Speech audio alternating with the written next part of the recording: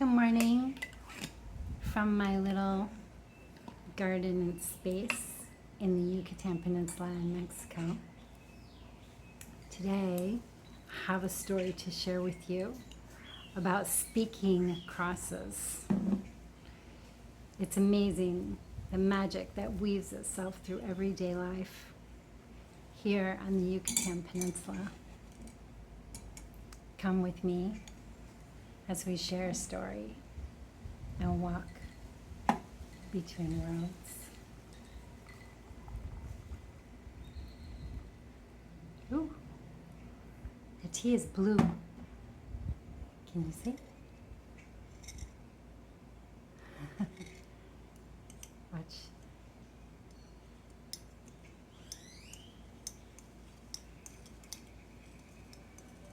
Interesting color. Blue and green here are almost interchangeable, and I want to move from the color blue to the color green with you because the speaking crosses are green. Whenever you are driving through a small village in the Yucatan, look for green crosses. They are everywhere, usually in very kind of hidden places. Sometimes you'll see one, sometimes you'll see three of them together. And when you see these three crosses together, it means something very special. The color green represents the world tree.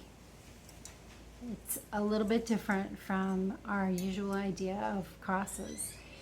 And the cross was a symbol here when the Spanish arrived before the gospel was brought. It's a very, very old symbol. In fact, I have one that was made by my very good friend, Don Francisco. I don't know if you can see that. He made this for me and spent 2 weeks putting good energy into it for me to protect me. That was before he passed away. So, crosses and speaking. How do crosses talk? What is going on here? So the idea is that back in the Caste Wars, actually the cross goes way, way, way back. But one of the legends is that during the Caste Wars that ranged from the mid-1800s into the early 1900s, that there was a lot of violence on the Yucatan Peninsula. And the Spanish people of Spanish descent were trying to take over the people of indigenous descent. And they obviously were not happy. Oh, super sweet. And so there was a man who found this beautiful tree that was by a cenote. And the tree began to speak to him. And the tree said to him, "Cut 3 branches from my limbs and make 3 crosses and carry 1 cross before each of the different sections of armies that you have. And the cross will speak to you and it will tell you what you need to do in order to repel this Spanish army that is trying to take over your land." And so the man followed the directions and he created these 3 crosses. And the crosses spoke to them and told them what to do. Eventually, the rains came and the ants came with the rains. And the Spanish people who were trying to cut their way through this incredible jungle with the rain and the ants and the humidity and the heat and of course the mosquitoes, they finally gave up and decided to move on. It was just not even worth their time.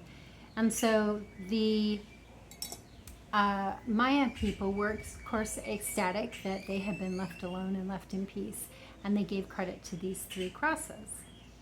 And they have since developed a church, the Church of the Holy 3 Crosses, that is sort of a mix of Catholicism and the idea of these speaking crosses and the idea of the cross being the world tree. All of these things have a way of mixing themselves together in this area.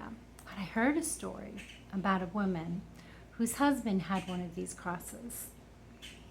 And it would speak to him and tell him when to plant the corn, when to harvest the corn, when to water, when to protect the corn from a coming storm, and I'm sure many other things. And when he died, the cross began to speak to her, and she was amazed.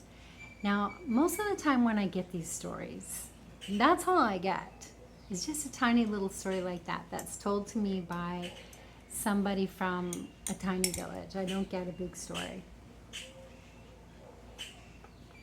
But all of these little stories come together and they paint a picture. And here they're painting a picture of crosses that have the ability to communicate. This is called animism. It's the idea that everything is alive. And these crosses still have the ability to communicate with people today. I have more stories to tell you about this next time on Walk Between Worlds.